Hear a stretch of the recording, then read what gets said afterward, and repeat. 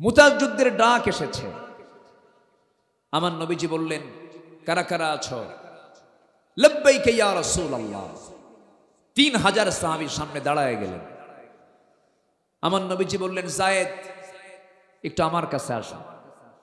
কাছে দাঁড় করায় দিলেন। জাফর আমার চাচাতো ভাই, আমার কাছে আসো। দাঁড় করায় দিলেন। আব্দুল্লাহ বিন রাওহা কোথায়? দাঁড় করায় দিলেন। মোট কয়জন হলো? বলেন কয়জন হলো? 3 জন। এই 3 জনকে দাঁড় করায় দিয়া আমার নবীজি সাহাবে কেরামকে লক্ষ্য করে বললেন, সাহাবীরা, আমি 1 নাম্বার যায়েদকে সেনাপতি বানালাম, 2 নাম্বার জাফরকে বানায় দিলাম, 3 নাম্বার আব্দুল্লাহ বিন রাওহাকে বানায় দিলাম। এই 3 জনের ভেতরে যদি 3 জনই দুনিয়া থেকে বিদায় নিয়ে নেয়, তোমাদের মধ্যে তোমরা একজন সেনাপতি নিযুক্ত করে নিবা।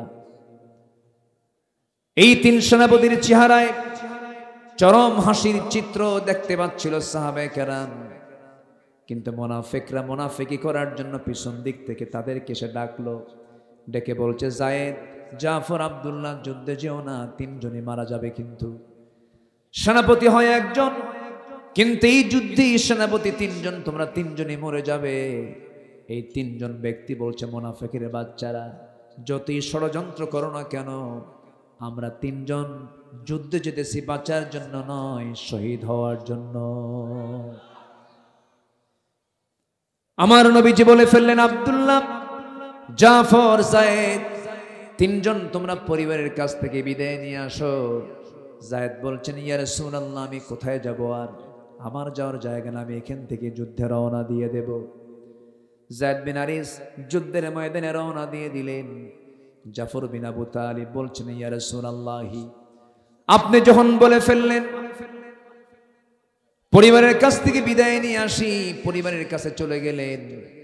সিরাত গ্রন্থে এসেছে, ঘরের মধ্যে ঢুকলেন, সন্তান 2টা নাবালক, 2 উরুতে রাখলেন, চুম্বন করলেন, আদর করলেন, স্নেহ দিলেন। সামনে স্ত্রীকে ডাক দিয়ে বলেন, স্ত্রী আমার সামনে আসো, সামনে বসায়া দিলেন। স্ত্রী হাত ধরে বলছেন, স্ত্রী আমার জন্য দোয়া করো, আমি মুতার যুদ্ধে যেতেছি, সেনাপতি নিযুক্ত হয়েছি, আমার জন্য দোয়া করো, আমি যেন শহীদের দরজা পেয়ে আমি যেন দুনিয়া থেকে বিদায় হতে পারি। আমার জন্য দোয়া করো, আমি যেন শহীদ হয়ে যাই। এই জন্মে তোমার সঙ্গে আর দেখা হবে না, আশা রাখি তোমার সঙ্গে জান্নাতের সিঁড়িতে আমার দেখা হয়ে যাবে। স্ত্রী চোখে পানি, পানি দেখে জাফর বলছেন, স্ত্রী চোখে পানি কেন? তিনি বলছেন, আমার স্বামী যুদ্ধে যাবেন, আমি কেন আপনাকে বাধা দেব? আপনি যুদ্ধে যান, কিন্তু আপনি শহীদ হয়ে যান, আমি এটা কামনা করব না, এমন দোয়া আমি করব না। কারণ এই যে সন্তান 2টা দেখতেছেন, সন্তান 2টা নাবালক, আপনি যদি শহীদ হয়ে যান, সন্তানগুলো তো 2টা এতিম হয়ে যাবে। এই সন্তানগুলোর দিকে তাকায় আমি আপনার জন্য দোয়া করি, আল্লাহ আপনাকে গাজী করে যুদ্ধের ময়দান থেকে ফিরে আনুন। আমার নবীজি সঙ্গে সঙ্গে স্ত্রীটার হাতটা টান মেরে ধরলেন। কোমরে ছিল তরবারি, কোষবদ্ধ তরবারি, কোষমুক্ত করে তরবারির উল্টা দিক দিয়ে স্ত্রীর হাতে আঘাত করলেন। আঘাত করে বললেন, আমার স্ত্রী, তরবারি দিয়ে তোমার হাতে আঘাত করলাম, হাত কাটছে নাকি? না কাটে নাই। কেন কাটলো না? উল্টা দিকে মেরেছেন। এবার তিনি বলছেন, আমার স্ত্রী, আমার জন্য এতক্ষণ ধরে যে দোয়াটা করেছো সম্পূর্ণ উল্টা দোয়া, আমি নিশ্চিত আমি শহীদ হয়ে যাব। আমার আগে একজন সেনাপতি, পরে একজন সেনাপতি, আমি নিশ্চিত আমি শহীদ হয়ে যাব। নাকের মধ্যে জান্নাতের গন্ধ পাচ্ছি রে আমার স্ত্রী। এই কথা বলে ঘর থেকে একটা জোরে দৌড় মারলেন। পিছন দিক থেকে সন্তানগুলো কাটা কবুতরের মতো ছটফট করতে করতে আব্বা আব্বা বলে ডাকতে ডাকতে পিছে পিছে যাচ্ছে। ইতিহাসে লিখেছে, একটা বারের জন্য জাফর সন্তানদের দিকে ফিরে তাকান নাই। যুদ্ধে চলে গেছেন জাফর। আব্দুল্লাহ বিন রাওহা সবে মাত্র দুপুরবেলা বিয়ে করেছেন, বিকেলবেলা যুদ্ধের ডাক এসেছে। জাফর বিন আবু তালিব যুদ্ধে ঝাঁপিয়ে পড়লেন। আব্দুল্লাহ পরিবারের কাছ থেকে বিদায় নেওয়ার জন্য আসলেন। স্ত্রীর ঘরে প্রবেশ করলেন না। যে ঘরে স্ত্রী বসা আছি, রাতের বেলা বাসর ঘর হবে, সেই ঘরের সামনে গিয়া দরজার পিছন দিকের শিকলটা লাগায়া দিলেন। লাগায়া দিয়ে বউকে ডাক দিয়ে বলছে, বউ রে, দরজার উল্টা দিকে দাঁড়াও, এই দরজার খুলবে না, কারণ পিছন দিকের শিকলটা লাগায়া দিয়েছি। ভিতরে যাব না আমি, মোহাব্বত পয়দা হবে, প্রেম নিবেদন হয়ে যাবে, দেরি হবে যুদ্ধের ময়দানে যেতে, আমার জন্য দোয়া করো, আমি যেন শহীদ হয়ে আল্লাহর জান্নাতে যেতে পারি। বউটা বলে, স্বামী আমার, এমন স্বামী গ্রহণ করলাম যে স্বামীকে আমি সচক্ষে দেখতে পারলাম না একবারও, দয়া করে একটু ভিতরে আসো না, একটাবার যেন চিনতে পারি। কেন? হাসরের ময়দানে অসংখ্য লোকের মাঝখান দিয়ে যেন আমি আপনাকে স্বামী হিসেবে শনাক্ত করতে পারি, এই জন্য আমি আপনাকে একটাবারের জন্য দেখতে চাই। আব্দুল্লাহ বলছেন, আমার স্ত্রী, আমি দুনিয়া থেকে বিদায় হয়ে যাব, তুমিও দুনিয়া থেকে বিদায় হয়ে যাবে। যদি আমার জীবনে তুমি আমার একমাত্র স্ত্রী থেকে যাও, তোমার জীবন আমি যদি একমাত্র স্বামী থেকে যাই, আমার আপনার পরিচয় করে দেওয়ার দায়িত্ব আমার আল্লাহ নিজে নিয়ে নিবে। ওই যে বিদায় নিলেন, বউটার সঙ্গে দেখাও করলেন না, যুদ্ধে ঝাঁপিয়ে পড়লেন। 1 নম্বর সেনাপতি শহীদ হলেন, 2 নম্বর সেনাপতি শহীদ হলেন, 3 নম্বর সেনাপতিও শহীদ হয়ে গেছেন। কাফেররা তার ডান হাতে মেরে দিয়েছে আঘাত, কালিমার ঝান্ডা বাম হাতে নিয়েছেন, বাম হাতে আঘাত করেছে, 2 হাতের কর্তৃত অংশ দিয়া কোনো মতো কালিমার ঝান্ডা মুখের মধ্যে তুলে নিয়েছেন। কাফেররা তার মাথায় আঘাত করেছে, গর্দান বরাবর আঘাত করেছে, মস্তক ছিটকে পড়ে গেছে, কিন্তু দুনিয়া থেকে বিদায় নিয়েছেন আব্দুল্লাহ, কালিমার ঝান্ডা জমিনে ফেলতে দেন নাই, উঁচু করে ধরে আছেন কামড় মেরে।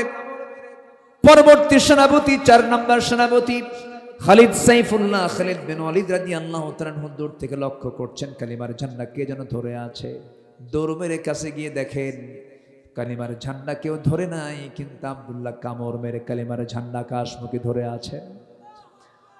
সামনে গেলেন, কালিমার ঝান্ডা হাতের মধ্যে নেন, এমন শক্ত করে কামড় মেরে ধরে আছেন, মাথা সহ চলে আসে, কানের মধ্যে মুখ ঢোকায় বলছেন, ভাই আব্দুল্লাহ, আমি খালিদ বিন ওয়ালিদ, আমি 4 নম্বর সেনাপতি, আমি কালিমার ঝান্ডা হাতের মধ্যে নিতে এসেছি। মুখটা ফাঁকা হয়ে গেছে, কালিমার ঝান্ডা হাতের মধ্যে নিলেন।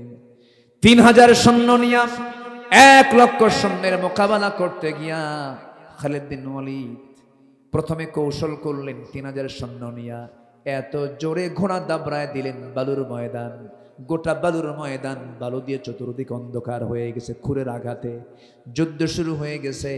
সেই যুদ্ধে খালিদ বিন ওয়ালিদ তিনি একাই, 1টা নয় 2টা নয় 8টা তরবারি ভেঙ্গে চুরমার করেছে।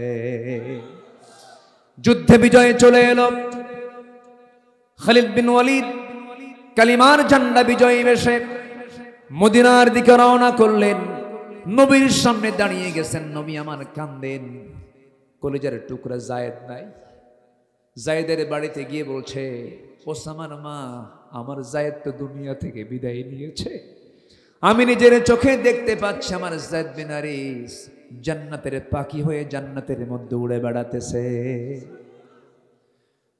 চাচাতো ভাই জাফর বিন আবু তালিবের বাড়ির মধ্যে ঢুকলেন, কলিজার টুকরার সন্তান 2টা কোলের মধ্যে তুলে নিয়া চাচাতো ভাইয়ের বউকে লক্ষ্য করে বলছেন, ও জাফরের স্ত্রী, চিন্তা করো না, তোমার স্বামী আমি নিজের চোখে দেখতে পাচ্ছি জান্নাতের পাখি হয়ে জান্নাতের মধ্যে উড়ে বেড়াতেছে। সান্ত্বনা দিলেন। আমার নবীজির সামনে দাঁড়ানো খালিদ বিন ওয়ালিদ কালিমার ঝান্ডা বিজয়ী বেশে নবীর সামনে হাজির করলেন। আমার নবীজি দেখলেন, কিচ্ছু না বলে সবার আগে বললেন, ও খালিদ বিন ওয়ালিদ, যুদ্ধে জয় হয়েছে না পরাজয় হয়েছে, এই সংবাদ আমাকে জানানোর আগে আমাকে জানিয়ে দাও, আমার সাহাবীগুলো ঠিক মতো নামাজ আদায় করেছে কিনা। আল্লাহু আকবার বলেন, জোরে বলি আল্লাহু আকবার। নামাজের গুরুত্ব আছে না নাই?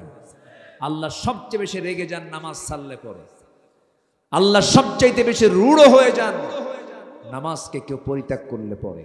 এবং ফাখালাফা মিন বা'দিহিম খালফুন আদাউস সালাহ ওয়াত্তাবাউশ শাহাওয়াতি ফাসাউফা ইয়ালকাউনা গায়্যা, যারা নামাজ নষ্ট করবে আল্লাহ তাআলা বলছেন আমি তাদেরকে শুধু জাহান্নাম নয়, জাহান্নামের ভিতরে জাহান্নামের গর্তের মধ্যে ঢুকায়া ছাড়ব। নাউজুবিল্লাহ বলেন। সবাইকে 5 ওয়াক্ত নামাজ পড়তে রাজি আছি? কারা কারা একটু হাত তুলে দেখেন তো দেখি, জোরে বলি ইয়া আল্লাহ ইয়া রহমান, আমাদেরকে 5 ওয়াক্ত সালাত আদায় করার তৌফিক তুমি আল্লাহ দিয়ে দাও। জোরে বলি আমিন, আরো জোরে আমিন। তাহলে আমরা দুনিয়া চাই না আখিরাত চাই? একটু মন দিয়ে বলবেন, দুনিয়া চাই না আখিরাত চাই? কোনটা শ্রেষ্ঠ, কোনটা পরিপূর্ণ, কোনটা চিরস্থায়ী? কিন্তু ব্যস্ত আমরা কি নিয়ে? ব্যস্ত আমরা কি নিয়ে? দুনিয়া নিয়ে। হায়রে, এটা হলো না, ওটা হলো না, ওটা হলো না, কত পেরেশানি।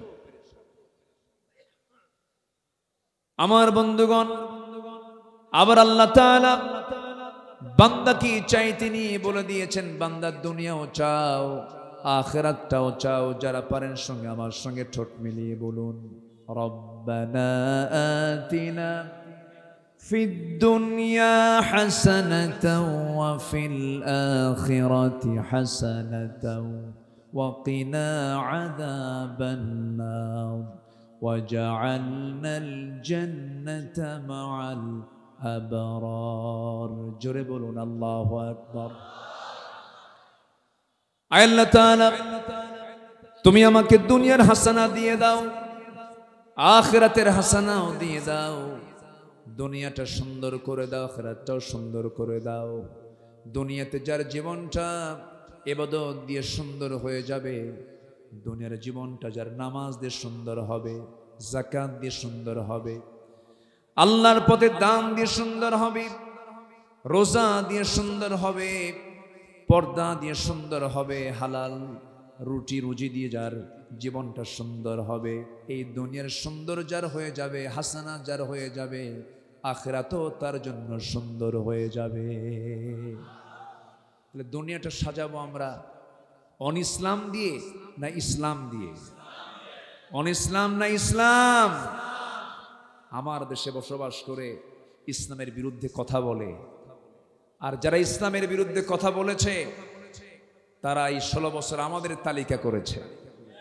এখন সময় এসেছে আমাদের তালিকা তৈরি করার। আমি জাহাঙ্গীরনগর ইউনিভার্সিটির সামনে দিয়ে আসতে নিয়ে মনে হলো আমার সেই ইতিহাস, ঘৃণ্য একটা ইতিহাসের কথা। মানিক সাংবাদিকদের ডাক দিয়ে প্রকাশ্যে দিবালোকে 100 নারীকে ধর্ষণ করার পর সেঞ্চুরি উদযাপন করবে, সাংবাদিক সম্মেলন করে সবাইকে জানান দিয়ে সেখানে আবার মিষ্টি বিতরণ করেছে।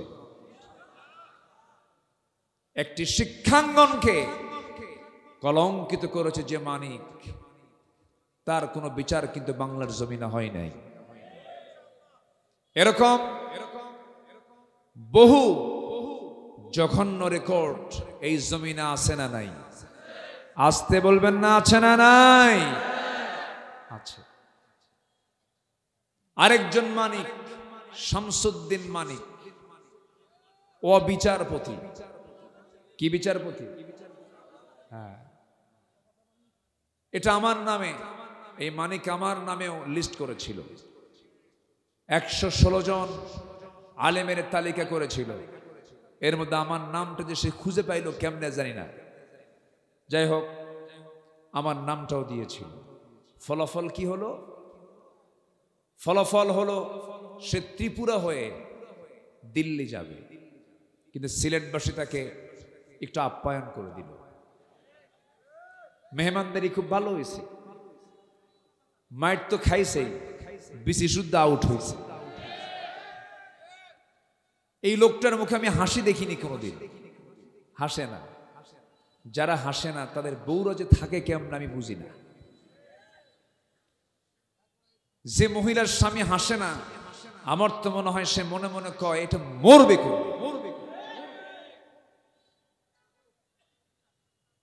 সম্মানিত ভাইয়েরা, ওরা করেছে আমাদের তালিকা, আমরা করব এখন ওদের তালিকা।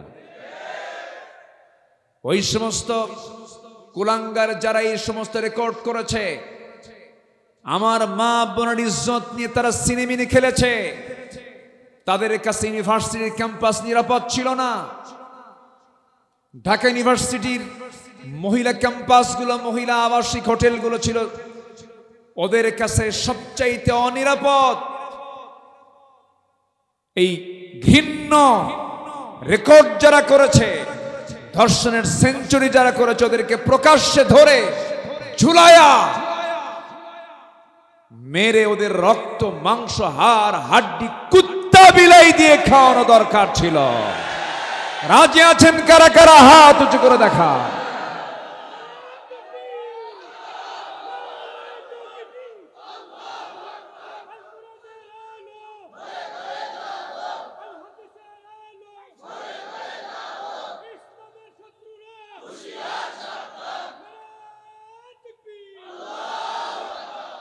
সম্মানিত ভাইয়েরা, সম্মানিত বন্ধুগণ, আমরা বহু চিত্র আমরা এই দেশে দেখেছি। এদেশের আলেমকুল শিরোমণি 180 কোটি মুসলমানের হৃদয়ের স্পন্দন, বিশ্ব ইসলামী আন্দোলনের অন্যতম পুরোধা, প্রেজেন্ট ওয়ার্ল্ডের সবচাইতে জনপ্রিয় ইসলামী ব্যক্তিত্ব আল্লামা সাঈদীকে নিয়েও তারা চূড়ান্ত ষড়যন্ত্র করেছে। শেষ পর্যন্ত চিকিৎসার নামে পয়জনিং করে তাকে হত্যা করা হয়েছে। আমরা অবিলম্বে যারা এই হত্যাকাণ্ডের সঙ্গে যারা জড়িত, দৃষ্টান্তমূলক শাস্তি আমরা দাবি করছি। সম্মানিত ভাইয়েরা, দিন এসেছে, দিন আরো আসবে। জোরে বলি ইনশাআল্লাহ, আরো জোরে ইনশাআল্লাহ। আল্লাহ কি না পারেন। দেশের শীর্ষস্থানীয় ধনী, হ্যাঁ, একটা গ্রুপের মালিক, লক্ষ লক্ষ কোটি টাকার মালিক, হলমার্ক, শেয়ার বাজার, ব্যাংক লুটের হোতা, কাম হলো না। নৌকায় চড়ছিল, মাথার চুল কালো বানাইছিল, দাড়িটাও কাটছিল, ঠিক কিনা? পাজামা খুলে লুঙ্গি বানায় পড়ছিল, পাঞ্জাবি খুলে গেঞ্জি পরে তরকারি সবজি বিক্রেতা সেজেছিল। কাম হয়নি। নৌকায় চড়েছে, সাথে ছিল আরেকজন আইনমন্ত্রী। তাকে দেখে চিনে ফেলে কোস্টগার্ড বলল, স্যার চলুন। আমি একা যাবো কেন? আমি তো জামাতের সাথে আসছি। কিসের সাথে? আমি একা আসিনি, সাথে আরেকজন আছে। কই? আমরা তো দেখছি না, তোমরা চিনবে না তো। ওই যে ওটাই দরবেশ।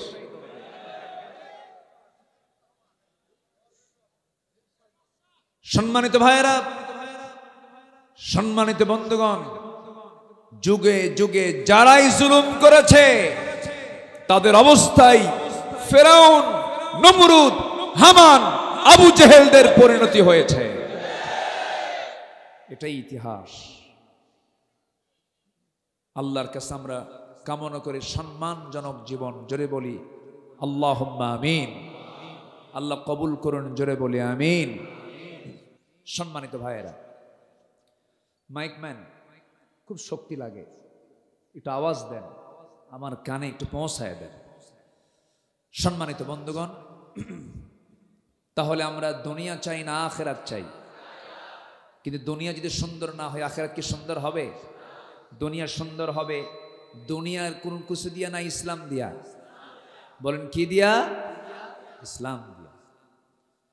ইসলাম দিয়ে আমরা দুনিয়াটাকে সুন্দর করে নেব। আখিরাতের প্রস্তুতির জন্য কোরআনের ভাষায় 15টা আমরা বিষয় আমরা আমাদের জীবনে বাস্তবায়ন করব। নাম্বার 1 হলো আল্লাহ এবং রাসূলকে বিশ্বাস করব, সন্দেহ নিয়ে না, দ্বিধাহীন চিত্তে। সন্দেহ না দ্বিধাহীন। আমরা ঈমান আনবো কার উপরে? রসুল কি বাদ দেওয়া যাবে? বাদ দেওয়া যাবে?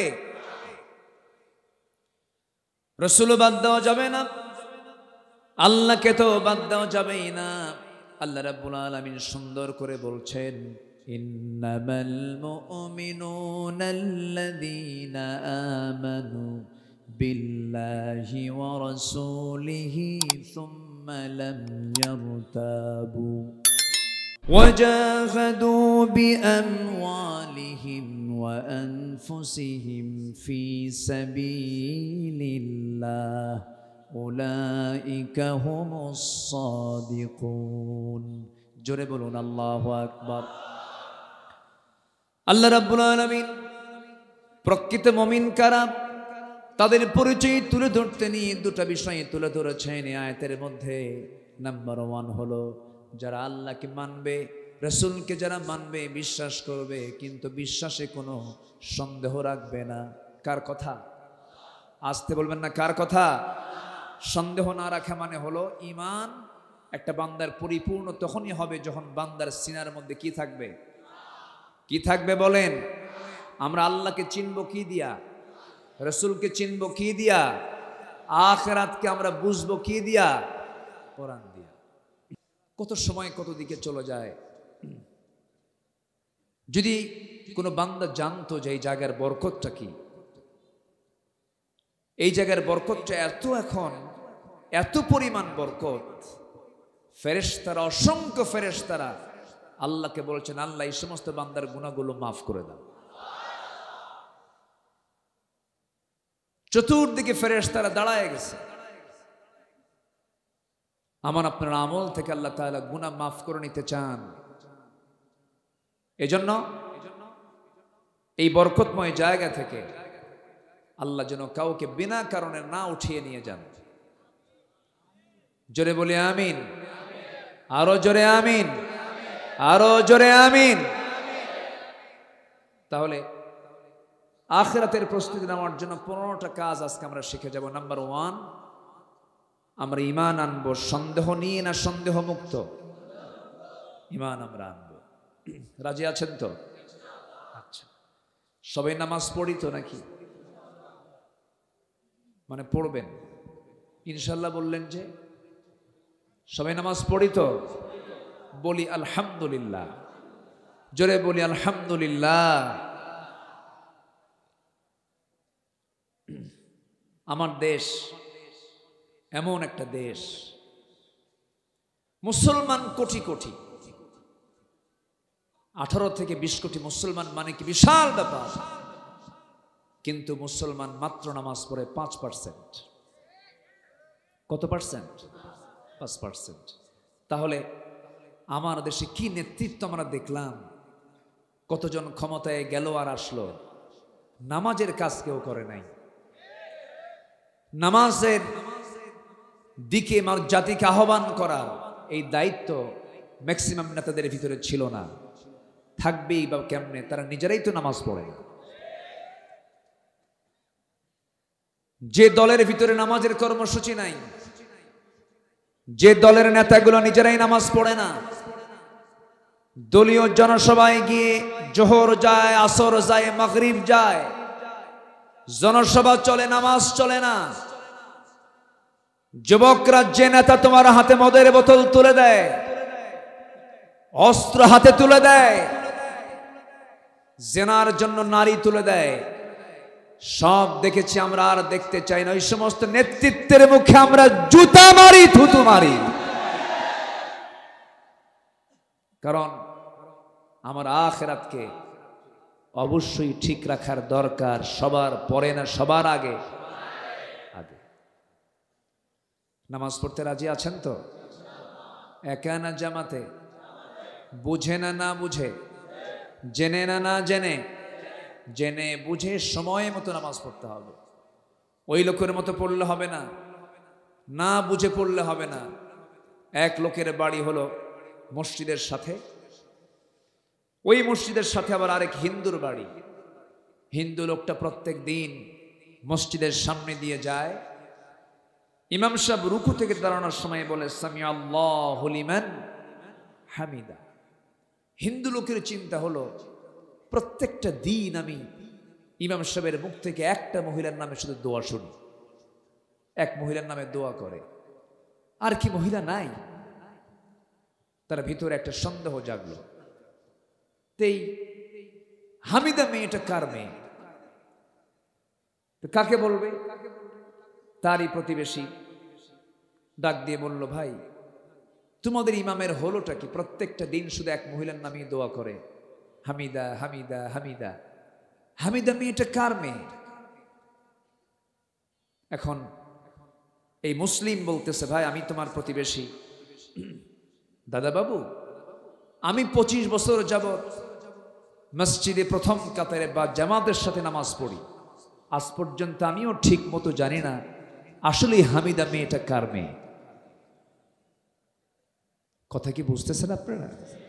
তাহলে ওই হিন্দুর চিন্তা আর এই মুসল্লির চিন্তার মধ্যে কোনো তফাৎ আছে? আসতে বলবে না তফাৎ আছে?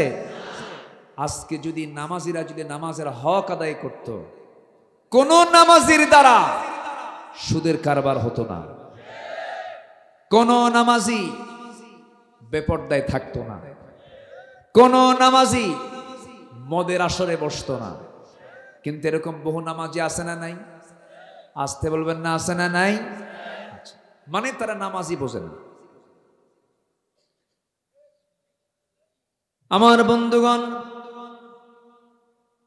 অনেক লোকের মনে চিন্তা এটাই, কালেমা পড়েছি জান্নাত পেয়ে যাব। না না, জান্নাত এত সস্তা নয়। আল্লাহ রাব্বুল আলামিন বলছেন, আহাসিবান নাসু আন ইউতরাকু আন ইয়াকুলু আমান্না ওয়া হুম লা ইফতানুন। মানুষের ধারণা ঈমান এনেছি এতটুকুন কথা বললেই আমি তাকে ছেড়ে দেব। না না, আমি তাকে অবশ্যই পরীক্ষা করব। ইতিপূর্বে যত আল্লাহর পছন্দের বান্দাগুলো গত হয়েছেন তাদেরকে পরীক্ষা করেছেন তিনি কে? পরীক্ষা ছাড়া আপনি ঈমান কেমনে যাচাই বাছাই করবেন? আশাদ্দুন নাসি বালাউল আম্বিয়া সুম্মাল আমসাল ফাল আমসাল। এই পৃথিবীতে সবচাইতে বেশি ঈমানের পরীক্ষা দিয়েছেন হলো আম্বিয়া কেরাম। তাদের পরীক্ষা ছিল সবচেয়ে কম না সবচেয়ে বেশি? বেশি। জাকারিয়া আলাইহিস সালাতু ওয়াস সালামকে করাত দিয়ে চিরে 2 টুকরা করে শহীদ করা হয়েছে। ইয়াহইয়া আলাইহিস সালাতু ওয়াস সালামকে জব করে নবীর মাথা রানীর সামনে উপহার দেওয়া হয়েছে। খোদ আমার রাসূলকে কত মার খেতে হয়েছে। মক্কার মানুষ রাসূলকে মেরে রক্তাক্ত অবস্থায় ফেলে রেখেছে। তায়েফের মানুষ রাসূলকে না চিনতে পেরে বুঝতে পেরে চোকা চোকা পাথর মেরেছে। এক একটা আঘাতে ক্ষত বিক্ষত হয়ে গেছে আমার নবীজির দেহে, রক্ত ফিঙ্কি দিয়ে পড়েছে।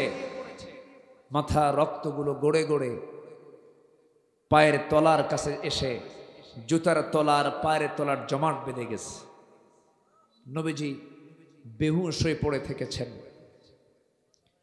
বেহুশ হয়ে পড়ে থেকেছেন।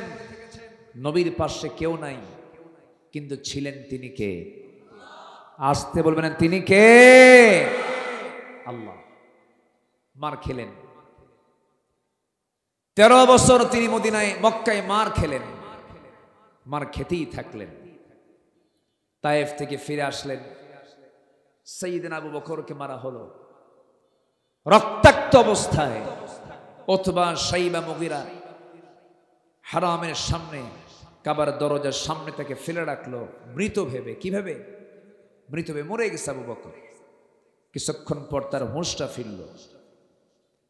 হুঁশটা ফিরে একটু দাঁড়িয়েই মনে মনে চিন্তা করছেন, আমাকে যেমন করে তারা মেরেছে, না জানি তারা রাসূলকে মেরে ফেলবে। নিজের চিন্তা না করে সোজা নবীর বাড়ির সামনে গিয়ে দাঁড়ালেন। দরজার সামনে দাঁড়ায়া রাসূলকে লক্ষ্য করে ডাক দিয়ে বলছেন, হুজুর আপনি কোথায়? দরজা খোলা মাত্র নবীর চোখে আবু বকরের চোখ যখন পড়ে গেল, নবীজি কেঁদে ফেলে বলছেন, আবু বকর তোমার শরীর থেকে রক্তগুলো ঝরছে কেন? কি হয়েছে? বলছেন ইয়া রাসূলুল্লাহ, সেজদা দিতে গিয়েছি, কাফের মুশরিকরা আমাকে ধরে রক্তাক্ত করে দিয়েছে, নাকটা বোচা করে দিয়েছে। খড়ম জুতো পায়ে ওই উতবা সাইবারা সাইয়েদনা আবু বকরের নাকের উপরে চাপা দিয়ে রক্তাক্ত করে ফেলেছে। আমার রাসূল বলছেন, আবু বকর, যে পরিমাণ রক্ত ঝরছে তুমি তো আর বাঁচবে না, মরে যাবে। তিনি বলছেন ইয়া রাসূলুল্লাহ, আপনারও ঘরের মধ্যে থাকার কোনো সুযোগ নাই, আপনাকে মেরে ফেলবে তারা। আমরা দুজন মিলে মক্কার বাইরে চলে যাই। মক্কার পরিবেশ ভালো না, যে কোনো মুহূর্তে তারা হামলা করতে পারে, আপনাকে মেরেও ফেলতে পারে। রাসূলকে নিরাপদ না মনে করে সাইয়েদনা আবু বকরের ওই রক্তাক্ত দেহ নিয়ে রাসূলকে সঙ্গে করে নিয়ে তারা মক্কার বাইরের দিকে চলে গেলেন। প্রচন্ড ক্ষুধার্ত রাসূল, প্রচন্ড ক্ষুধার্ত হচ্ছেন আবু বকর। আমার নবীজি মেষপাল খুঁজলেন, উটের পাল খুঁজলেন, কোনো পাল পেলেন না। ছোট্ট একটা ছাগলের পাল দেখতে পেলেন, ছাগল পালের সামনে গিয়ে দাঁড়ালেন। ছাগলের রাখালকে ডাক দিয়ে বলছেন, রাখাল রে, একটা ছাগি দেবে নাকি? ছাগিটার দুধ দহন করে দুধটা আমি আমার বন্ধুকে পান করাবো। যে পরিমাণ রক্ত ঝরেছে, আমার বন্ধু মারা যাবে, দেখো তো দয়া করে আমাকে একটা ছাগি দেওয়া যায় নাকি? রাখাল বলছে, আপনি কি? আমি আপনাকে চিনি না, ছাগলগুলোর মালিক তো আমি নই। আমি যদি আপনাকে ছাগি যদি দহনের যদি আপনাকে অনুমতি দিয়ে দেই, মালিকের সম্পদের খেয়ানত হয়ে যাবে আমার, আমি পারবো না। আমার নবীজি মুস্কি মুস্কি হাসি মেরে মনে মনে চিন্তা করছে, না হারে, এই মরু অঞ্চলের মরু ছাগলের রাখালের ঈমান নাই, কিন্তু ঈমানের যে গুণটা সেই গুণটা আছে। খুব খুশি হয়ে গেলেন। এবার নবীজি বলছেন, রাখাল, বড় কোনো ছাগি আমাকে দিতে হবে না, ছোট্ট একটা ছাগি দাও তো। সেই ছাগিটা আমার দারুণ প্রয়োজন, আমাকে ছোট্ট ছাগি দিলেই হবে। রাখাল মনে মনে চিন্তা করে আর মনে মনে ভাবে, লোকটা পাগল নাকি, ছোট্ট ছাগি দিয়ে কি করবে সে? নবীজির হাতে যখন ছোট্ট ছাগি দেওয়া হলো, নবীজি হাতের মধ্যে নিলেন, দুই পায়ের ঠিক মাঝখানে রেখে ছাগিটার পিছনের দুই পায়ের মাঝখান বরাবর ওলান বরাবর দুটো হাত রাখলেন। ছোট্ট ছাগির গোটা ওলানটা দুধে ভরপুর হয়ে গেছে। আমার নবীজি এবার বললেন, রাখাল, আমাকে একটা বাটি দাও। বাটি দাও হলো। নবীজি সুন্দর করে বিসমিল্লাহ বলে দুধ দহন করা শুরু করলেন। সেই ছাগির ওলান থেকে, যে ছাগির পেটে কোনোদিন বাচ্চা আসে নাই, ছোট্ট ছাগি, দুধ বের করে বাটিটা দুধ পূর্ণ হয়ে গেল। রাসূল একটা মুস্কি হাসি মেরে বলছেন, আবু বকর, সকালবেলা রক্তাক্ত হয়েছে, এখন বরকতের দুধ পান করো। বাটি হাতের মধ্যে নিলেন, বিসমিল্লাহ বললেন, দুধ পান করা শুরু করলেন। এত পরিমাণ সেই দিন সাইয়েদনা আবু বকর দুধ পান করলেন যে খেতে খেতে পেটের চামড়া টাইট হয়ে গেছে। রাসূল বলছেন, আবু বকর, কেমন দুধ খাইলা বলো? হুজুর, জীবনে এমন দুধ পান করে নাই, কিন্তু দুধ পান করলাম তো বাটির দুধ তো এক চুল পরিমাণ কমলো না। রাসূল বললেন, আবু বকর, বাটির দুধ তুমি কমাতে পারবে না, রাখালকে দিয়ে দাও। রাখালকে বাটি দেওয়া হলো। রাসূল বিসমিল্লাহ বলে দিলেন, সেও খেতে থাকলো, বাটির দুধ কমে না। রাসূল বলছেন, আরো কিছু আল্লাহর গোলাম যদি এই জায়গায় থেকে যেত, কেউ দুধ কমাতে পারবে না যতক্ষণ না আমি রাসূল আমার মুখে এই বাটিটা না লাগানো হবে। নবীজি বিসমিল্লাহ বলে তিনি সর্বশেষ বাটি সুন্দর করে মুখে লাগালেন, দুধটা পান করলেন। বাটির দুধ শেষ হয়ে গেল। নবীজি আগে খেতেন না পরে খেতেন? নবীজি খেতেন আগে না খাওয়াতেন আগে? খেতেন আগে না খাওয়াতেন আগে? তিনি খাবার পরিবেশনও করতেন, বাবুর্চির দায়িত্ব পালন করতেন, রান্না বান্নার জন্য তিনি জ্বালানি কাঠ সংগ্রহ করতেন। আল্লাহু আকবার বলুন। আমার নবীজি খাওয়া সম্পন্ন করলেন, বিকেল বেলা হয়ে গেল। রাসূল বলছেন, আবু বকর, চলো এখন আমরা মক্কার দিকে ফিরে যাই। রাখালের চোখে পানি। রাখাল বলছে, আপনারা একা যাবেন কেন? আমাকে সাথে নিয়ে চলে যান, আপনাদেরকে আমার খুব পছন্দ হয়ে গেছে। রাসূল বলছেন, তুমি যদি আমাদের সঙ্গে যাও এই ছাগলগুলো দেখবে, কারণ আমানতের তো খেয়ানত হয়ে যাবে। তাও তো কথা ঠিক আছে, আমি থেকে যাচ্ছি, কিন্তু শর্ত হলো একটা, আমি আপনাদেরকে যেতে দেব, তবে শর্ত হলো আপনি কি যেন বললেন, ছোট্ট ছাগল ওলানটা দুধে ভরপুর হয়ে গেছে, এই দোয়াটা আপনি আমার একটু দয়া করে শিখে দিয়ে যান। সুবহানাল্লাহ বলবেন না? হেদায়েতের মালিক কে?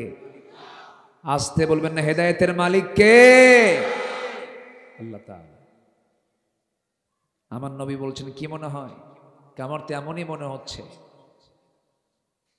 আমার তো এমনই মনে হচ্ছে আপনি আল্লাহর পয়গম্বর হবে। আমার নবীজি বললেন, হ্যাঁ ও রাখাল, তোমার অনুমান সম্পূর্ণ সঠিক, কোনো সমস্যা নাই, তোমার চিন্তে তুমি এখন কি করবে বলো। সঙ্গে সঙ্গে রাখালটা হাত আগায়া দিল, রাসূল তাকে পড়ায় দিলেন, আশহাদু আল্লা ইলাহা ইল্লাল্লাহু ওয়াহদাহু লা শারীকা লাহু ওয়া আশহাদু আন্না মুহাম্মাদান আবদুহু ওয়া রাসূলুহু। হেদায়েতের মালিক কে? আসতে বলবেন না, হেদায়েতের মালিক কে? সেই রাখাল, সেই রাখালটার নামই হলো আব্দুল্লাহ ইবনে মাসউদ রাদিয়াল্লাহু তাআলা আনহু। জোরে বলি আল্লাহু আকবার। যার হাতেই আবু জেহেলের জীবন চলে গেছে। যে আব্দুল্লাহ ইবনে মাসউদ ছিলেন আমার নবীর সবচেয়ে প্রিয় সাহাবী, যার তেলাওয়াতে রাসূল মুগ্ধ হয়ে বলেছিলেন, আমরা আব্দুল্লাহর তেলাওয়াত যখন আমি শুনলাম মনে হলো জিবরাইল ওহী নাজিল করতেছে। সম্মানিত ভাইয়েরা, রক্ত যদি আমার নবীর দেহ থেকে ঝরাতে হয়, রক্ত যদি সাহাবে কেরামদের দেহ থেকে ঝরাতে হয়, দিন কায়েমের জন্য আমার দেশে আল্লাহর জমিনে দিনকে প্রতিষ্ঠার জন্য যদি রক্ত ঝরানোর প্রয়োজন হয়, সবাইকে দিতে রাজি আছেন? সবাইকে দিতে রাজি আছেন? রাজি আছেন কারা কারা? হাত উঁচু করে দেখান মুসলমান।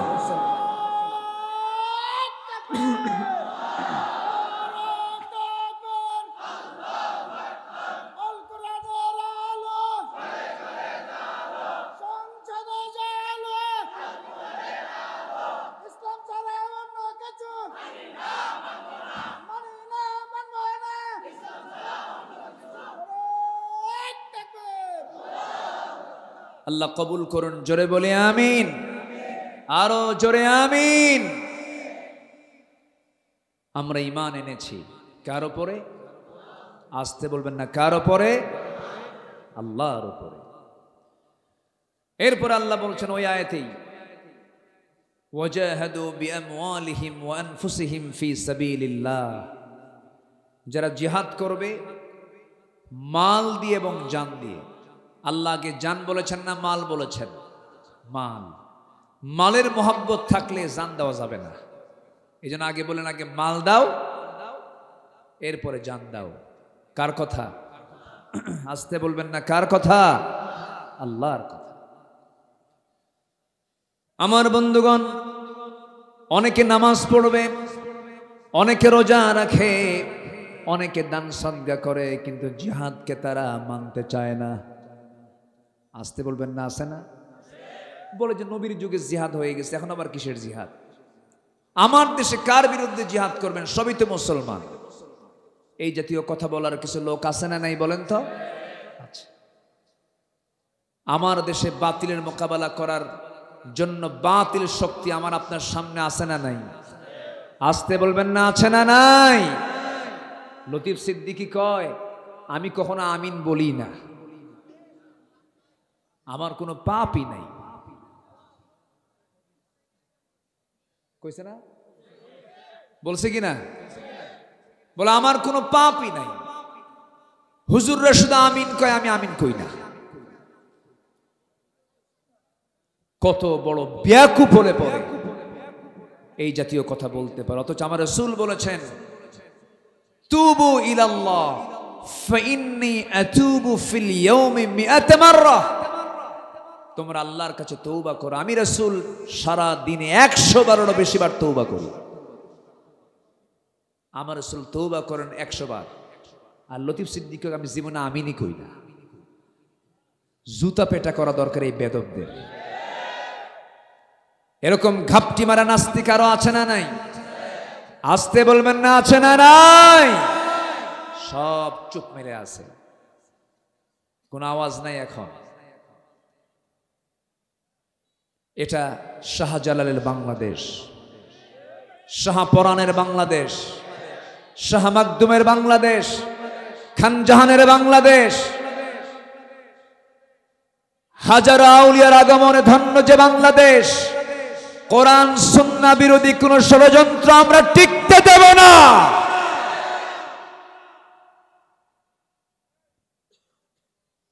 অনেক ষড়যন্ত্র তারা করেছে, অনেক ষড়যন্ত্রের জাল তারা বিস্তার করেছে। যুবকরা, তোমরা যেমন আন্দোলন করে চূড়ান্ত লেভেলে গিয়ে মাত্র 45 মিনিট সময় দিয়েছিলে, কি মনে আছে না? কয় মিনিট? তোমাদের প্রয়োজন আবার জেগে উঠতে হবে। কোন নাস্তিক চক্র যেন কোন চক্রান্ত করতে না পারে, জেগে উঠতে হবে। শহীদ আবু সাইদ মুগ্ধ, এদের ইতিহাস এই জাতি কখনো ভুলবে না। জীবন দেওয়া সস্তা না। আবার ফতুয়া দেয়, এরা কি শহীদ? দেখছেন ফতুয়া দেয় না, এরা কি শহীদ? তুমি কি? জীবন দেওয়া দারুণ কঠিন ব্যাপার। যত রক্ত লাগে দেব, প্রয়োজনে লোক পাঠাবো, আমি যাব না। আছে কি না? আসতে বলবেন না, আছে না নাই? কিন্তু আবু সাইদ কি তা বলেছে? শহীদ মুগ্ধ কি তা বলেছে? তারা কি হিন্দু? তারা কি অন্য ধর্মের? অমুসলিম? নামাজি, ভালো, মুখে দাড়ি আছে, পরহেজগার। আমি খোঁজ নিয়েছি, আমি বাড়ি গিয়েছি আবু সাইদের, বাপমার সঙ্গে কথা বলেছি। সম্মানিত ভাইয়েরা, যদি কেউ এই যে আজকের শুক্রবারে যদি কেউ মারা যায়, সে শহীদ। যদি ঈমান থাকে, আগুনে পুড়ে মারা গেলে শহীদ, বিদ্যুৎ স্পৃষ্ট হয়ে মারা গেলে শহীদ, পানিতে ডুবে মারা গেলে শহীদ।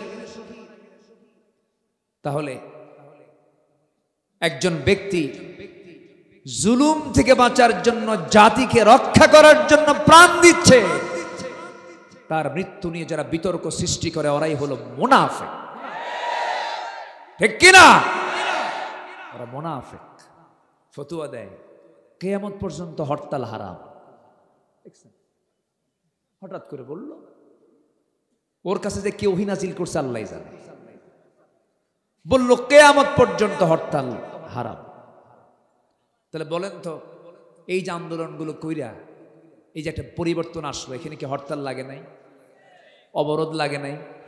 আচ্ছা, না করলে কি অবস্থা হতো? যে ফতুয়া দিল হারাম, ও এখন কই যাবে? এখন তা আরাম পাচ্ছে। আমার দেশে কিছু ফতুয়াবাজ আছে, কিছু ফতুয়া সন্ত্রাসী আছে, ওরা শুধু হারাম খোঁজে। এটা হারাম, ওটা হারাম, ওটা হারাম। ওদের কিতাবের নামই আছে একটা কিতাবুল হারাম। আছে না নাই? আল্লাহ তুমি মুনাফিকদের চক্রান্ত থেকে জাতিকে হেফাজত করো, জোরে বলি আমিন। 16 বছর আমার দেশের বহু আলেম ওলামা আছে, বহু টুপি দাড়িওয়ালা আছে, 16 বছর তাদের গায়ে একটা আঁচড়ও লাগে নাই, একটা মামলা নাই তাদের বিরুদ্ধে। 16 বছর তারা দালালি করেছে। যখন পরিবেশ ফিরে পেয়েছে, চোরের মায়ের বড় গলা।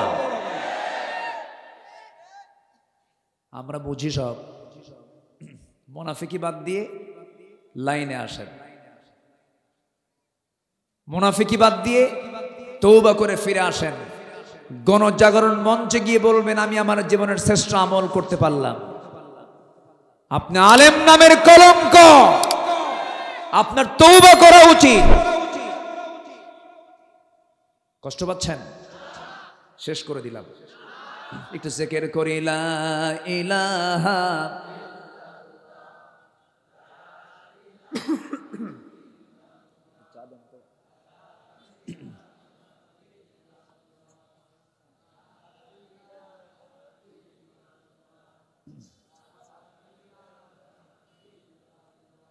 আরো জোরে লা ইলাহা। একসঙ্গে দোয়া করতে হবে তো, বসুন জিকির করি লা ইলাহা সুবহানাল্লাহ আলহামদুলিল্লাহ।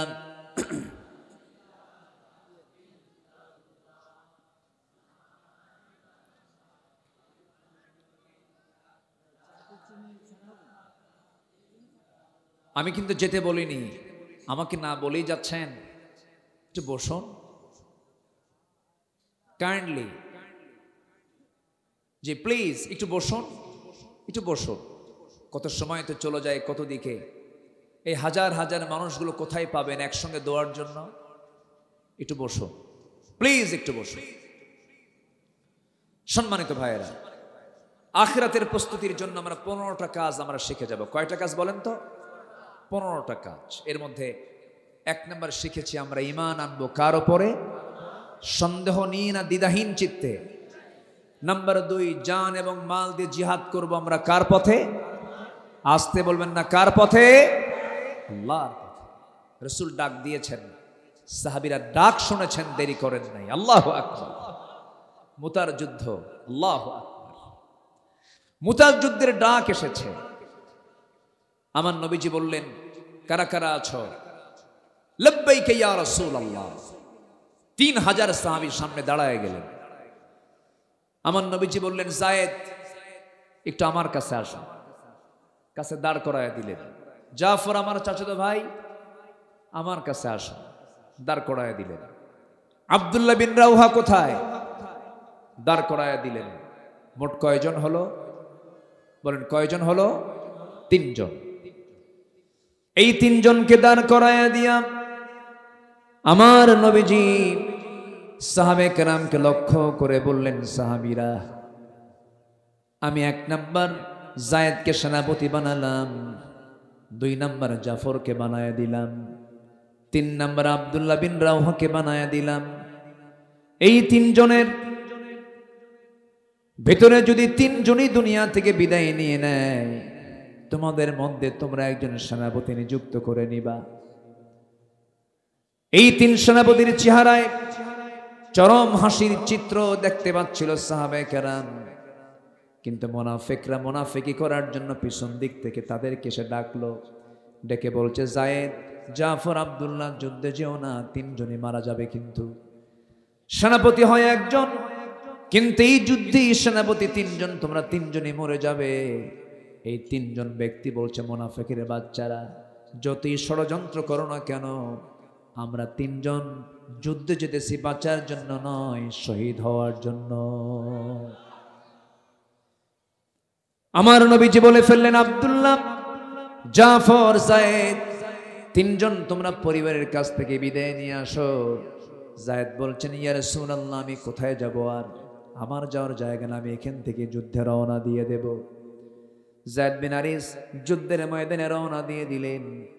জাফর বিন আবু তালিব বলছেন, ইয়া রাসূলুল্লাহ, আপনি যখন বলে ফেললেন পরিবারের কাছ থেকে বিদায় নিয়ে আসি, পরিবারের কাছে চলে গেলেন।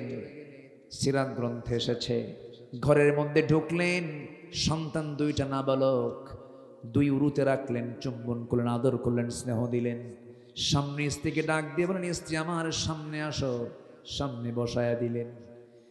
স্ত্রী হাত ধরে বলছেন, স্ত্রী আমার জন্য দোয়া করো, আমি মুতার যুদ্ধে যেতেছি, সেনাপতি নিযুক্ত হয়েছি, আমার জন্য দোয়া করো, আমি যেন শহীদের দরজা পেয়ে আমি যেন দুনিয়া থেকে বিদায় হতে পারি।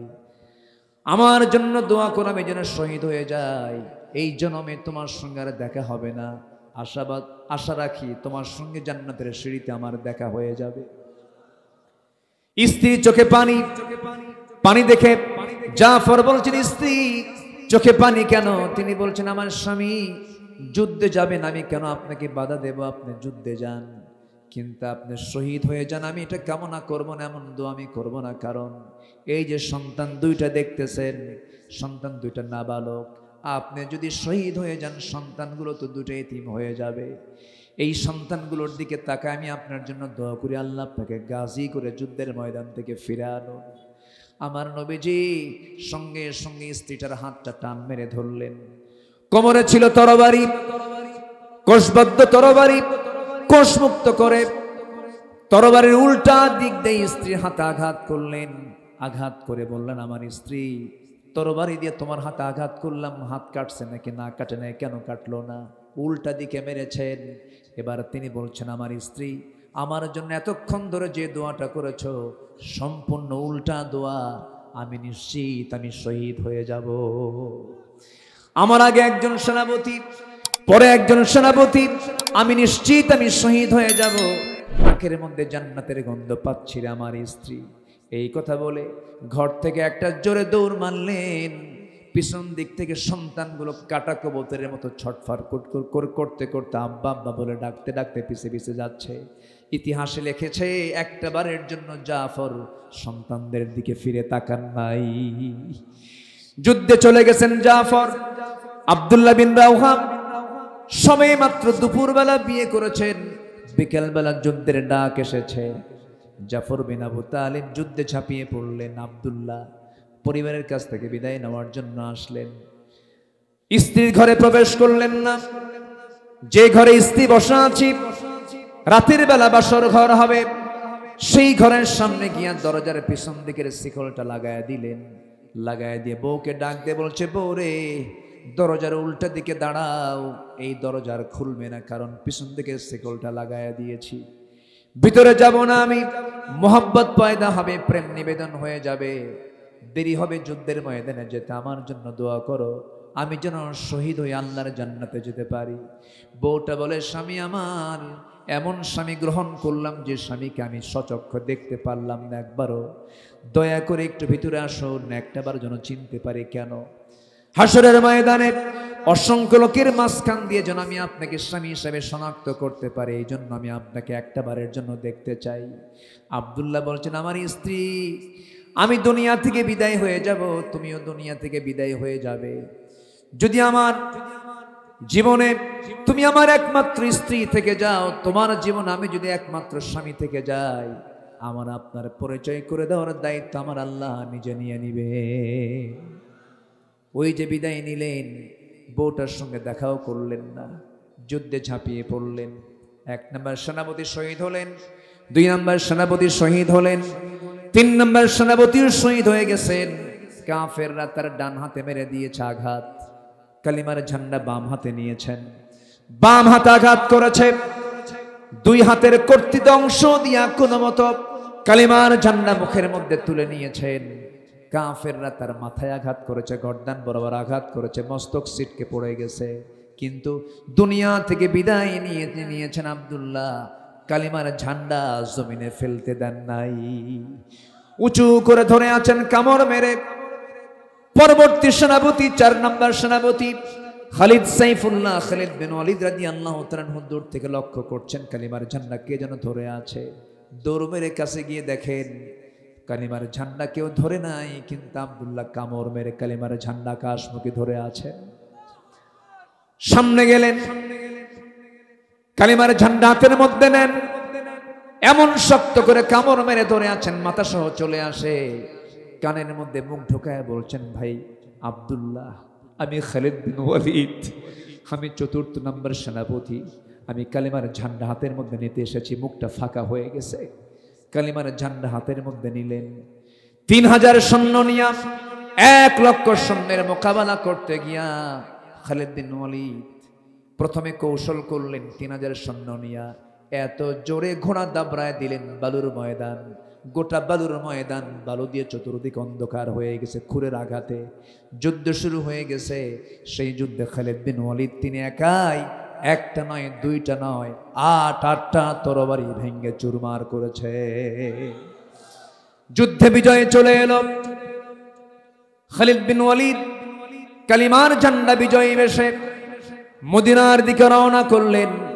নবীর সামনে দাঁড়িয়ে গেছেন, নবী আমার কান্দেন, কলিজার টুকরা জায়েদ নাই। জায়েদের বাড়িতে গিয়ে বলছে, ওসামার মা, আমার জায়েদ তো দুনিয়া থেকে বিদায় নিয়েছে, আমি নিজের চোখে দেখতে পাচ্ছি আমার জায়েদ বিন হারিস জান্নাতের পাখি হয়ে জান্নাতের মধ্যে উড়ে বেড়াতেছে।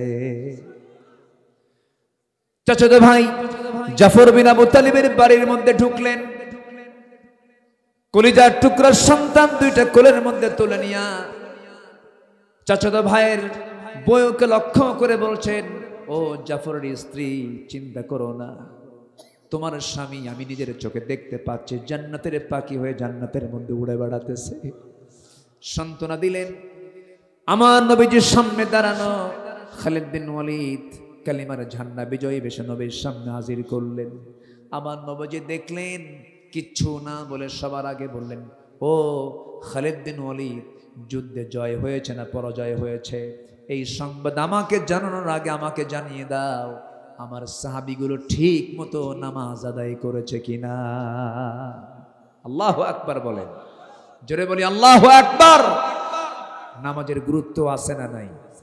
আল্লাহ সবচেয়ে বেশি রেগে যান নামাজ ছাড়লে পরে, আল্লাহ সবচাইতে বেশি রূঢ় হয়ে যান নামাজকে কেউ পরিত্যাগ করলে পরে। এবং ফাখালাফা মিন বা'দিহিম খালফুন আদাউস সালাহ ওয়াত্তাবাউশ শাহাওয়াতি ফাসাউফা ইয়ালকাউনা গায়্যা, যারা নামাজ নষ্ট করবে আল্লাহ তাআলা বলছেন আমি তাদেরকে শুধু জাহান্নাম নয়, জাহান্নামের ভিতরে জাহান্নামের গর্তের মধ্যে ঢুকায়া ছাড়ব। নাউজুবিল্লাহ বলেন। সবাইকে 5 ওয়াক্ত নামাজ পড়তে রাজি আছি? কারা কারা একটু হাত তুলে দেখেন তো দেখি, জোরে বলি ইয়া আল্লাহ ইয়া রহমান, আমাদেরকে 5 ওয়াক্ত সালাত আদায় করার তৌফিক তুমি আল্লাহ দিয়া দাও। জোরে বলি আমিন, আরো জোরে আমিন। আখিরাতের প্রস্তুতির জন্য কয়টা কাজ? 15টা। চলছে কয় নাম্বার? আরো আছে কয়টা? নুরু ওয়াজ কি শেষ না শুরু? কি করব? চালাবো? ও আপনি বলতেছেন কাম সারছে, চালাবো? কারো কোনো আপত্তি, কারো কোনো সমস্যা? ফজর নামাজ পড়ার দরকার নাই। সবাই ফজর পড়বেন তো? সবার বাড়িতে বউ আছে না নাই? সবার বাড়িতে বউ আছে? আছে কার? আচ্ছা হাত নামান। নাই কার? আহারে কত কষ্ট। যাদের বউ নাই তাদের তো কষ্টই। বিয়ে শাদী করার দরকার আছে না নাই? অনেকে বিয়ের টাইম পায় না, খুব ব্যস্ত, 50 পার হয় তাও বিয়ে করে না। কেন? কি করে খাওয়াবো? দেখছেন কি চিন্তা ওর। ও খাওয়াবেন, আল্লাহ খাওয়াবেন। খাওয়ানোর দায়িত্ব কার? আল্লাহ। বিয়ে করতে হবে উপযুক্ত বয়সে। 25 বছর বয়সে বিয়ে করেছেন মুহাম্মদ সাল্লাল্লাহু। বউ হচ্ছে ঈমানের পাহারাদার। বউকে সাথে নিয়ে চলবেন, আপনি সেফ, আপনি নিরাপদ। আপনি হয়তো কোনো ইজি বাইকে চড়েছেন, আপনার সামনের সিটে কোনো একটা পরনারী বসেছে, আপনার পাশে আপনার বউ, আপনি হঠাৎ করে আপনার নজরও যদি সেই পরনারীর দিকে একবার পরে 29 সেকেন্ড হয়তো দেখছেন আপনি, আর এটা যদি রিমার্ক করে রাখে আপনার বউ, খবর আছে। সারাদিন কিচ্ছু কবে না। সন্ধ্যার পর যখন বাড়িতে ফিরবেন, যখন বলবেন কি কবেন, নাম ধরেই তো ডাকতে হয়।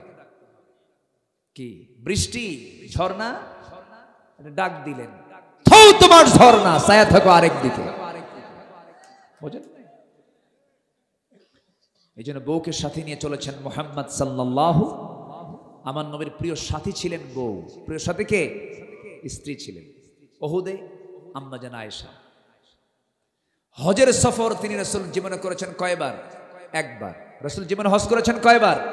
সে একবারের সফরে রাসূল স্ত্রী ছাড়া না, স্ত্রী সহ আম্মা জান আয়েশা বলেন, যখন তিনি হেরামের কাপড় বাঁধবেন আমার সঙ্গে তিনি সহবাস করলেন, ফরজ গোসল সম্পূর্ণ করলেন, এরপর এহরামের কাপড় তিনি বাঁধলেন। তাহলে সেই স্ত্রী ইমানের পাহারাদার, বিয়ে শাদী দরকার নাই। বুড়া চাচাও কয়া আছে, বিয়ে কি আবার করবেন নাকি? যারা বিয়ে করে নাই তারা বলবে। এখন আমি যদি এখন সবাইকে রাজি করা ছেড়ে দিই, তাহলে বাড়িতে বাড়িতে গৃহযুদ্ধ শুরু হয়ে যাবে। হ্যাঁ, মাহফিল অনেক মা বোন আসছেন, বলি আলহামদুলিল্লাহ। আল্লাহ তুমি মা বোনদেরকে কবুল করো। মাহফিল আজকে মা বোনও বেশি, অনেক মা বোন আজকের মাহফিল এসেছেন।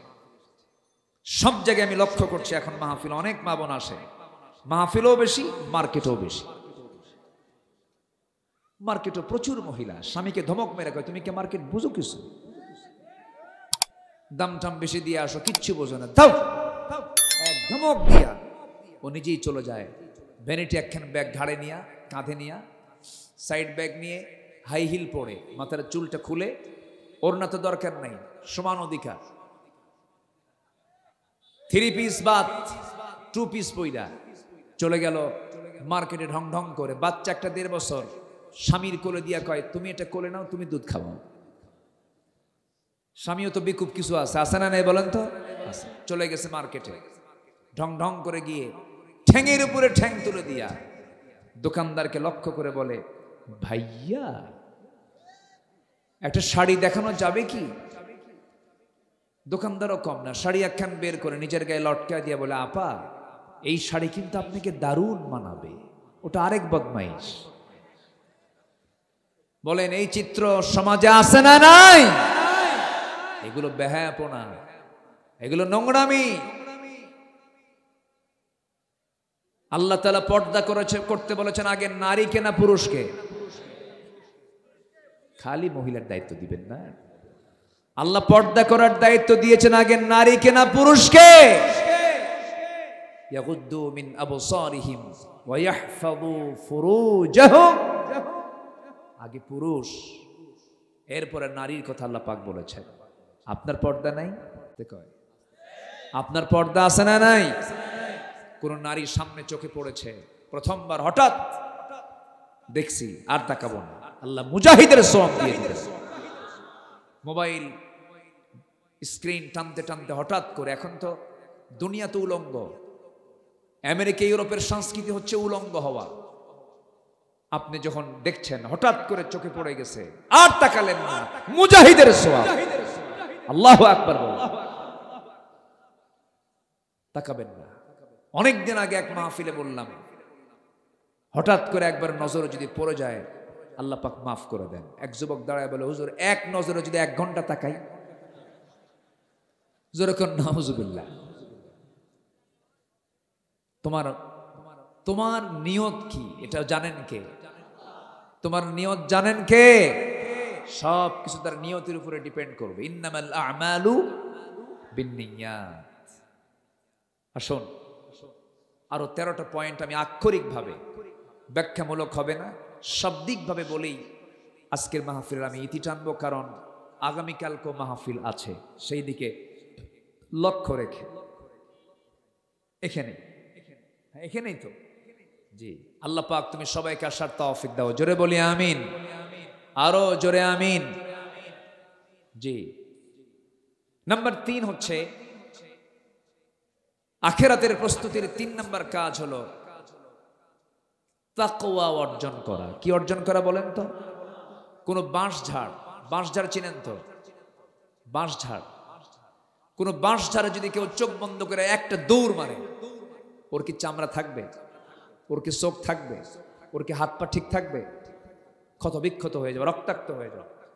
একটা বাঁশঝাড় পার হতে নিয়ে যেমন তাকে তার 2টো হাত দিয়ে ডালপালাগুলো সরিয়ে সরিয়ে আস্তে আস্তে যেতে হয়, এই জীবনের চরাচরে সুদ, ঘুষ, জেনা, ব্যভিচার, হারাম সকল কিছু আপনার সামনে এসে গিজগিজ করবে। এগুলোকে আপনি হাত দিয়ে সরায়া দিয়ে সমস্ত হারামকে বর্জন করে হালাল জীবন গ্রহণ করেছেন, এটার নামই হলো তাকওয়া। এটার নাম কি? তাকওয়া। নাম্বার 3, ন্যায় বিচার প্রতিষ্ঠা করা। 16 বছর আমরা দেখেছি ন্যায় বিচার না অন্যায় বিচার, ন্যায় বিচার না অন্যায় বিচার, অন্যায় অবিচার আমরা দেখেছি। নাম্বার 5 হলো দিনের সঠিক ইলম অর্জন করা। এলেম তো হাসিল না করলে পরে আপনার ঈমানটা যে কোনো মুহূর্তে শয়তান ছো মেরে নিয়ে যাবে। নাম্বার 5 হলো অধিক সংখ্যক নেক আমল করা। ইন্নাল্লাযীনা আমানু ওয়া আমিলুস সালিহাতি কানাত লাহুম জান্নাতুন নাঈম। জোরে বলুন আল্লাহু আকবার। নাম্বার 6 হলো ধৈর্য ধারণ করা।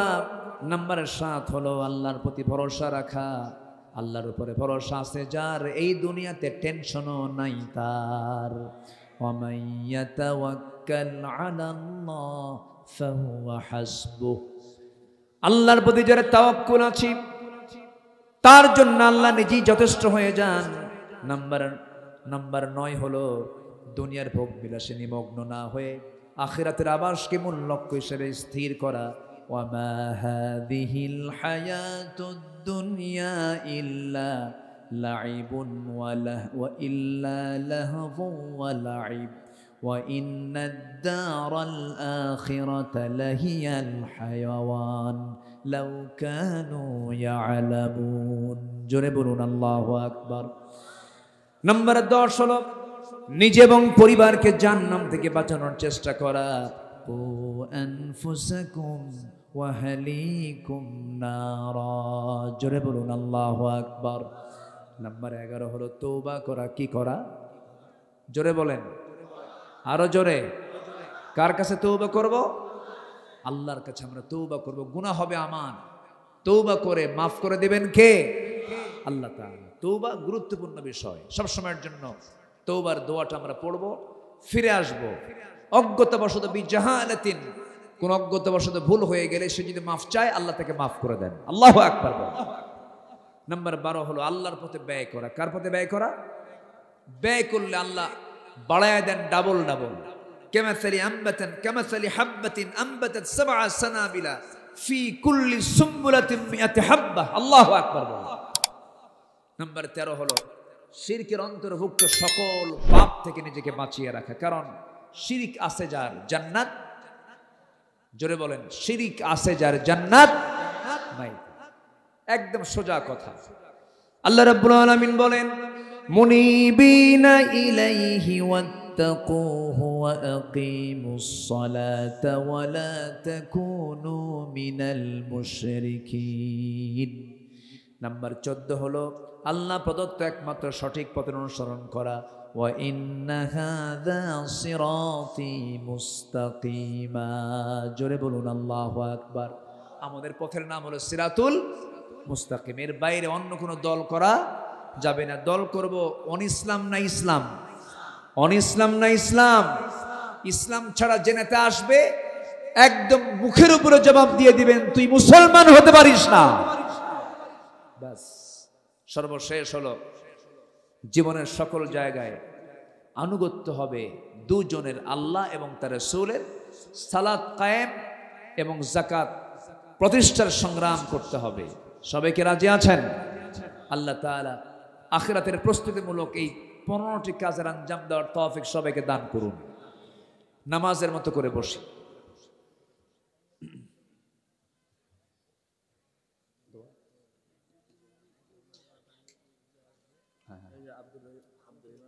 আচ্ছা আচ্ছা, ঠিক আছে, বলে দিচ্ছি।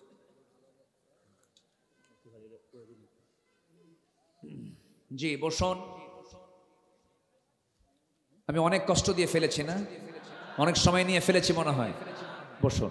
যে আসুন আমরা আল্লাহর কাছে চাই। এখন আগামীকাল সর্বশেষ দিন, আমার অত্যন্ত কাছের আমার বন্ধুবর হাফেজ কারি আব্দুর রহিম আল মাদানী তিনি থাকবেন।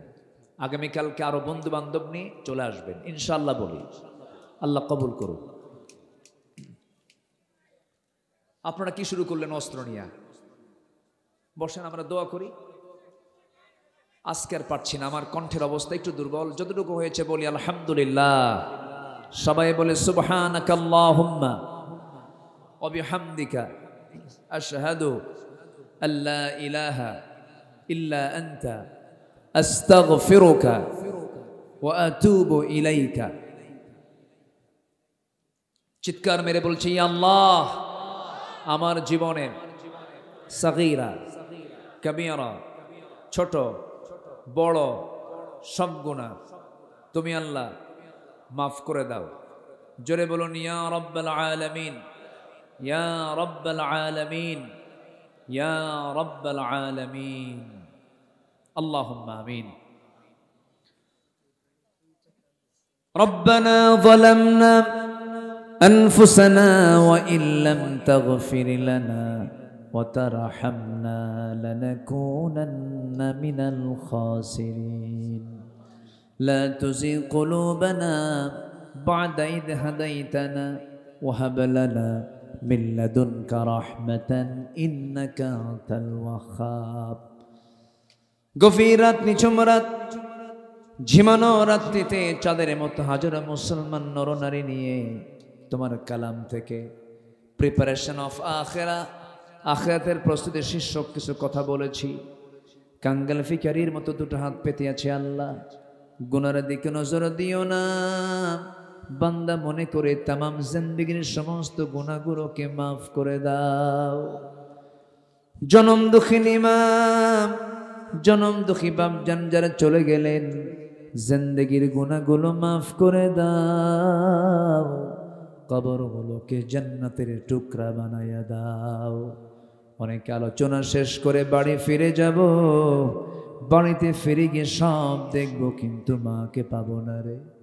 যে মার দিকে তাকালে কলিজা জুড়ে যায়, যে মার দিকে তাকালে সগীর গুনাহ মাফ হয়ে যায়, সেই বরকতের মা, রহমতের মা যারা চলে গেল, জিন্দেগীর গুনাহগুলো মাফ করে দাও, কবরগুলোকে জান্নাতের টুকরা বানায়া দাও। আব্বা আম্মার জন্য কি দোয়া তাও শিখিয়ে দিয়েছ। রব্বিরহামহুমা কামা রব্বায়ানি সগীরা, রব্বিরহামহুমা কামা রব্বায়ানি সগীরা, রব্বিরহামহুমা কামা রব্বায়ানি সগীরা। বিশেষ করে মাহফিলটার আয়োজন করলেন যারা, কষ্ট করে আসলেন যারা, বিনিময়ে কিয়ামতের কঠিন ময়দান যেদিন কেউ কাউকে চিনবে না, এমনকি মা সন্তানকে অস্বীকার পর্যন্ত করে বসবে, সেই কঠিন মুসিবতের দিন এই মাহফিল সবার জন্য নাজাতের মাধ্যম তুমি আল্লাহ বানায়া দিও। আয় আল্লাহ তাআলা, তোমার বান্দাগুলোকে এমন সময় হাত তুলেছি, গোটা দুনিয়া জুড়ে মুসলমানদের পায়ের তলায় মাটি নাই। ফিলিস্তিনকে বাঁচাও, কাশ্মীরকে বাঁচাও, 180 কোটি মুসলমানের জন্য একটা ওমর তুমি আল্লাহ পাঠাইয়া দাও। আয় আল্লাহ তাআলা, তোমার বান্দাগুলোর মনের যা চাওয়া, সেই চাওয়াগুলো পাওয়া করে দিও। পরিবারের সমস্যার সমাধান করে দিও, ব্যবসায় ঘাটতি বরকত দিয়ে দিও, রোগাক্রান্ত রোগ মুক্ত করে দিও, সমস্যা মুক্ত করে দিও। যে ঘরে প্রাপ্তবয়স্ক মেয়ে আছে বিয়ের ব্যবস্থাটা করে দিও। আল্লাহ, দুনিয়া থেকে কোন দিন বিদায় নেব জানি না, ডান হাতে আমলনামা না আসা পর্যন্ত মরণ দিও না। যেদিন মরে যাব রে, টান মেরে ঘর থেকে বের করে দেবে, জীবনের শেষ গোসলটা হয়ে যাবে, মরা মুখ সব দেখে দেখে চলে যাবে, কবরে শোয়ায় দেবে, বাঁশ চাপা দেবে, মাটি চাপা দেবে। 24 ঘন্টা যাবে না, মাথার চুলগুলো খসে খসে পড়বে। 3 দিন যাবে না রে, চামড়াগুলো গলে গলে পোকার পেটের খাবার হয়ে যাবে। 7 দিন লাগবে না, পেটের নাড়ি ভুঁড়ি সব চোখ মুখ কান নাক দিয়ে বের হওয়া শুরু হয়ে যাবে। চেহারা চেনা যাবে না, কিম্ভূত কিমাকার চেহারা হয়ে যাবে। মাত্র 3 মাসের ব্যবধান। কবর যদি খনন করে দেখা হয়, কয়েকটা হাড় ছাড়া আর কিচ্ছু খুঁজে পাওয়া যাবে না রে। সে অন্তিম সময় যখন চলে আসবে, জবানে জারি করে দিও লা ইলাহা ইল্লাল্লাহু মুহাম্মাদুর রাসূলুল্লাহ।